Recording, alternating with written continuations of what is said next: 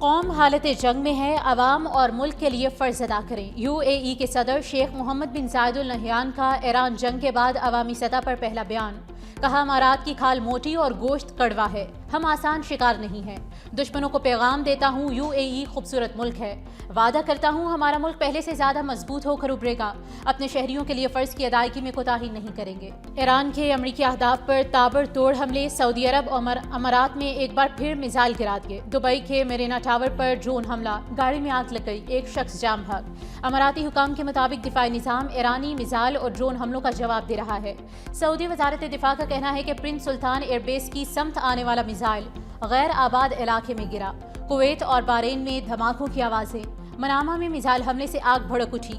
ایران نے اسرائیل میں ballistic missile داغ دیے، صہیونی علاقوں میں سائرن بج اٹھے۔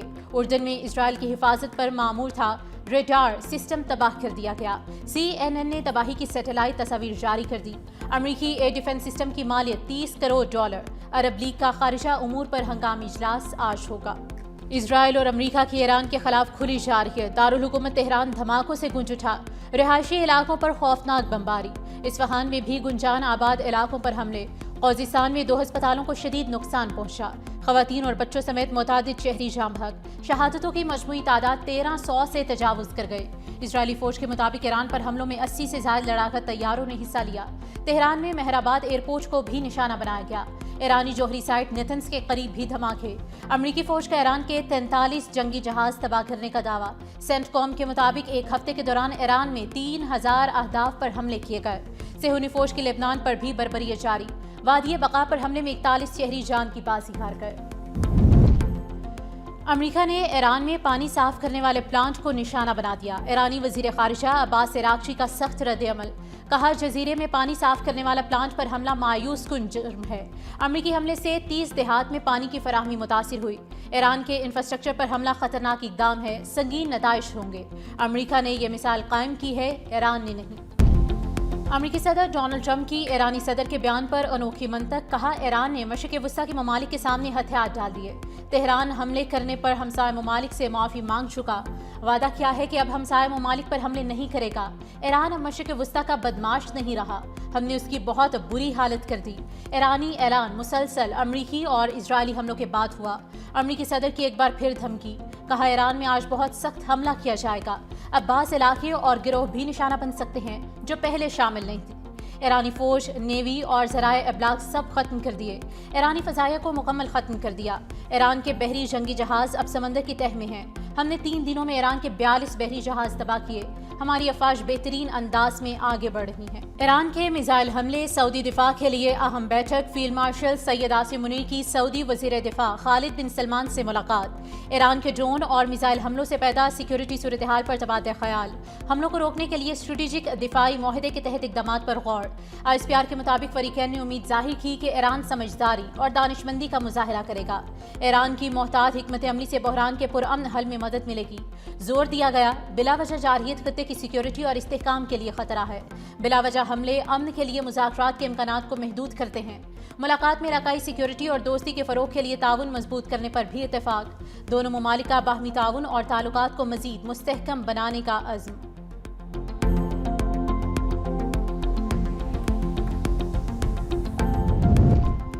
ترک صدر ایران کے خلاف حملے رکوانے کے لیے میدان میں آ گئے۔ رجب طیب ایردوان اور برطانوی وزیر اعظم کا ٹیلی فونک رابطہ۔ ترک صدر نے کہا کہ مشرق وسطیٰ میں امن اب بھی ممکن ہے۔ عالمی طاقتیں ایران اور لبنان پر حملے رکوانے کے لیے کردار ادا کریں۔ برطانیہ خطے میں کشیدگی کم کرنے کے لیے اسرائیل پر دباؤ ڈالے۔ جنگ کا پھیلاؤ پورے خطے اور دنیا کے امن کے لیے سنگین خطرہ ہے۔ عالمی برادری کے ساتھ مل کر جنگ بندی کے لیے عملی اقدامات کیے جائیں۔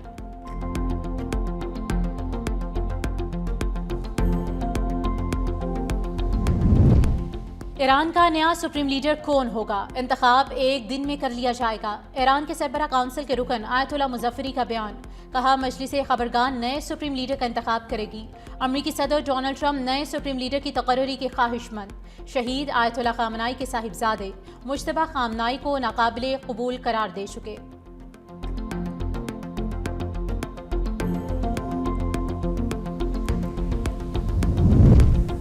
جاتی عمرہ میں نون لیگ کے بڑوں نے سر جوڑ دیے۔ نواز شریف سے وزیر اعظم شہباز شریف کی ملاقات، پاک افغان کشیدگی اور مشرق وسطیٰ کی صورتحال پر تفصیلی تبادلہ خیال۔ ملک میں پیٹرول اور ڈیزل کی رسد اور طلب بارے بات چیت۔ وزیر اعظم نے کہا کہ دنیا بھر میں تیل کی قیمت میں اضافے کی وجہ سے قیمت بڑھانا پڑی، ہر ممکن ریلیف کی کوشش کر رہے ہیں جس سے عوام کو فائدہ پہنچے۔ نواز شریف نے کہا کہ غریب آدمی کی مشکلات کم کرنے کے لیے جو بھی اقدامات اٹھا سکتے ہیں اٹھائیں گے۔ ملاقات میں وزیر اعلیٰ پنجاب مریم نواز کی بھی شرکت۔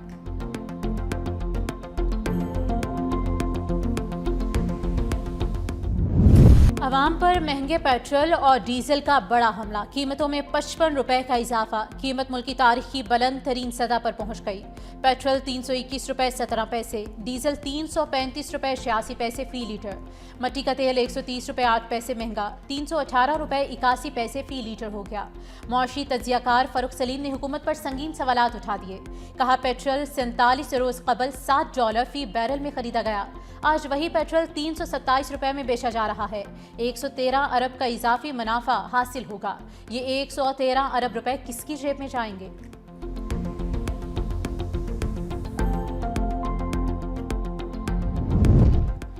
حکومت کی پیٹرول مہنگا ہونے کے بعد پیٹرول پمپس کو وارننگ، وزیر اعظم کا پیٹرول ڈیزل کی مصنوعی قلت پیدا کرنے والوں کے خلاف کارروائی کا حکم، ذخیرہ اندوزی میں ملوث پیٹرول پمپس بند، لائسنس منسوخ کرنے کی ہدایت۔ وزیر اعظم شہباز شریف کی زیر صدارت معاشی صورتحال پر جائزہ اجلاس، معاشی دباؤ کے پیش نظر سادگی اور بجٹ پر مبنی لائحہ عمل تشکیل دینے کی ہدایت، کمیٹی کو آئندہ 48 گھنٹے میں قابل عمل تجاویز پیش کرنے کا ٹاسک، تعلیمی اداروں میں ورچوئل نظام، دفاتر کے لیے ورک فرام ہوم کا پلان پیر کو طلب۔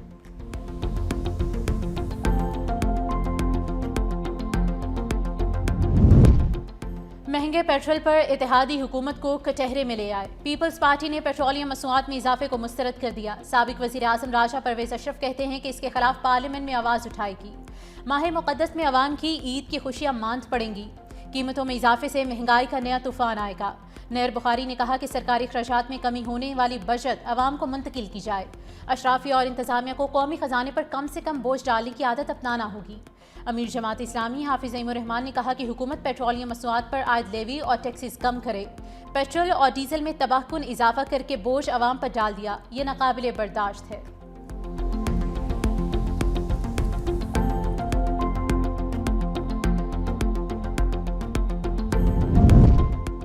وزیر اعلیٰ سہیل آفریدی بھی مہنگے پیٹرول پر بول پڑے، کہا خیبر پختونخوا حکومت ایسے اقدامات کی حمایت نہیں کرے گی، اس سے عوام براہ راست متاثر ہوں گے۔ حکومتیں خود فضول خرچیاں کریں، عوام پر بوجھ ڈال دیں، یہ طرز حکمرانی درست نہیں۔ ایران کشیدگی کا بوجھ قیمتیں بڑھا کر عوام پر ڈالنا مسئلے کا حل نہیں، لگژری اخراجات کی بجائے یہی وسائل عوام کو سبسڈی دینے پر خرچ ہونے چاہیے۔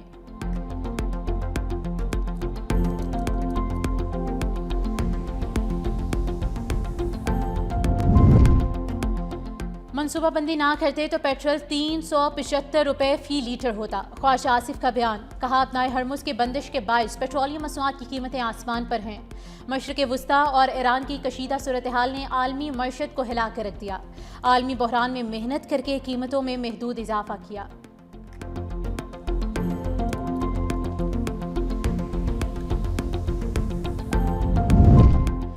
پیٹرول مہنگا ہوتے ہی ٹرانسپورٹ نے مہنگائی کے تمام بیریئرز توڑ دیے، مختلف روٹس پر کرایوں میں 300 سے 600 روپے کا بڑا اضافہ۔ لاہور سے اسلام آباد کا کرایہ 2600 سے بڑھا کر 3000 ہو گیا، لاہور سے پشاور 3500 جبکہ لاہور سے کراچی کا کرایہ 8600 روپے ہو گیا۔ ٹرین کے کرایوں میں 20% اضافے کا اعلان، اطلاق 9 مارچ سے ہوگا۔ مسافروں کا کہنا ہے کہ مہنگائی میں سفر کرنا بھی مشکل ہو جائے گا۔ گڈس ٹرانسپورٹرز کا کرایوں میں 20% اضافے کا اعلان، پہیہ جام کرنے کی دھمکی دے دی۔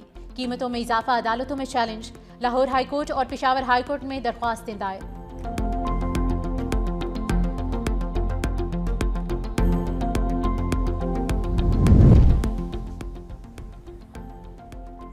اسحاق ڈار کے خطے کی سیکیورٹی صورتحال پر اہم رابطے، وزیر خارجہ کا ایرانی ہم منصب عباس عراقچی کو ٹیلی فون، دونوں رہنماؤں کے درمیان خطے کی بدلتی صورتحال پر تبادلہ خیال، حالیہ پیش رفت پر بات چیت، رابطے میں رہنے پر اتفاق۔ اسحاق ڈار کا اماراتی ہم منصب سے ٹیلی فونک رابطہ، خطے میں امن و استحکام کی اہمیت پر زور، خلیج تعاون کونسل کے سیکرٹری جنرل جاسی محمد البدیوی سے ٹیلی فونک گفتگو، خطے کی موجودہ صورتحال پر تفصیلی تبادلہ خیال، پاکستان کے ساتھ مضبوط شراکت داری اور یکجہتی کو سراہا۔